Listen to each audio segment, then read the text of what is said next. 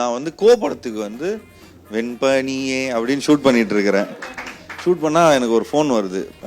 அப்போ Shankar sir director இல்லை, ஜெயம் ராஜா இருக்கார் இல்லைங்களா, நம்ம ஜெயம் ரவியோட பிரதர். ஸோ அவரு எனக்கு லைக் அவங்க வந்து எங்கள் ஆஃபீஸ்க்கு ஃபோன் பண்ணி அப்பாவுக்கு பேசியிருக்காரு. அப்பா எனக்கு ஃபோன் பண்ணி சொல்கிறாங்க, இந்த மாதிரி ரீமேக்கு இந்த மாதிரி இருக்குது. இப்போது யார் கதை ஏற்கனவே தெரிஞ்சது தான், நீ எதாவது ஃப்ரீயாக இருந்தால் நீ பார்த்துக்கோ அப்படின்னு சொன்னாங்க. யார் ஹீரோ அப்படின்னு கேட்டாங்க.